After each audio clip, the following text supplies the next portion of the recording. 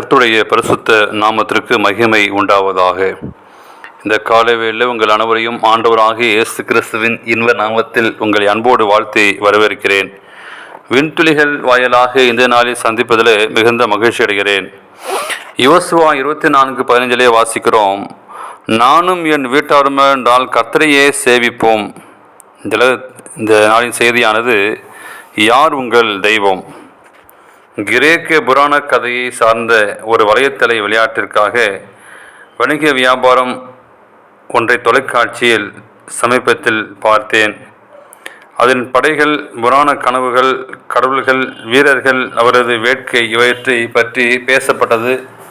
அதில் என் கவனத்தை கவர்ந்தது என்னவென்றால், அந்த விளையாட்டை எவ்வாறு ஆரம்பிக்க வேண்டும் என்று கொடுக்கப்பட்ட விளக்கமாகும். வலைத்தளத்தின் மூலமாக முதலாவது நீங்கள் பதிவு செய்ய வேண்டும். ஒரு கடவுளை நீங்கள் தேர்ந்தெடுக்க வேண்டும்.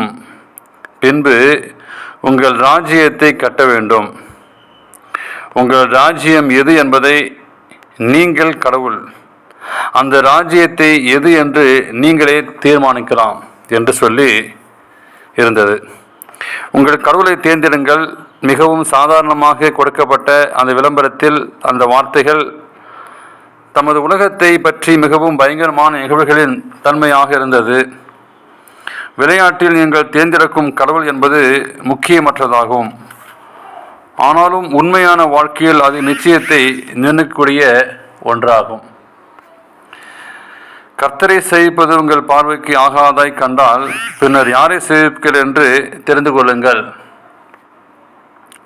நதிக்கு அப்புறத்தில் உங்கள் பிதாக்கள் சேவித்த தேவர்களை சேவிப்பீர்களா?